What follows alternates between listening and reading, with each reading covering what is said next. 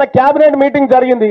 Cabinet మీటింగ్లో SLBC పూర్తి చేయడానికి 4,500 కోట్ల రూపాయలు అదనం.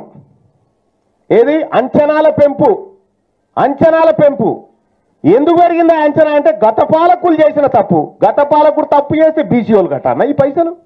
పోయి కేసీఆర్ ఇంట్లోకి గుంజుకరాపో, అవి వాళ్ళ ఆస్తులు తప్పు అయిపో. గత పాలకుడు అని ఎంత సింపుల్గా చెప్తాడు. గత పాలకుల్లో ఎవడున్నాడా? మీరే కదా. గత పాలనలో పొంగులేటి శ్రీనివాసరెడ్డి గారు లేరా? గత పాలనలో పోచారం శ్రీనివాసరెడ్డి గారు లేరా? గత పాలనలో తుమ్మల ఇప్పుడు ఏడున్నారు? ఈయనే ఉన్నారు కదా. వీళ్ళే మళ్ళీ గత పాలకులు అని చెప్తా ఉన్నారు. ఒక్క 4,000 కోట్ల రూపాయల అంచనాలు పెంచారు. కానీ ఈ బీసీ బిడ్డలు చదువుకునే బడ్లకు ఎనడని ఒకనాడు అంచనా పెంచిరా? ఈ బీసీ బిడ్డలు పోయే దావకానికి ఎనడని ఒక అంచనాలు పెంచిరా? ఎక్కడ ఉన్నదా చరిత్రలో? ఇదంతా దొంగ రాజకీయం. ఇది బీసీల నోట్లో మట్టి కొట్టే రాజకీయం.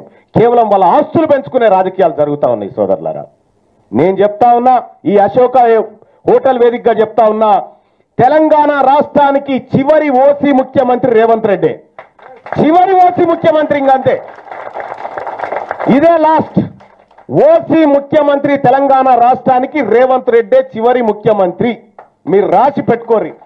చాలా మంది అనుకుంటా ఉన్నారు బీసీలో చైతన్యం రాలే, బీసీలో ఇంకా మేల్కొల్పు రాలే.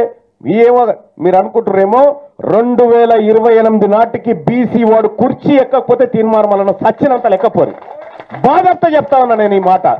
ఎందుకు చెప్తా ఉన్నంటే, నేను చేయబోతున్నటువంటి ప్రయత్నం, మనందరి సహకారంతో చేయబోతున్నటువంటి ప్రయత్నం ఏదైతే ఉందో, ఈ ప్రయత్నం సక్సెస్ కావాలి.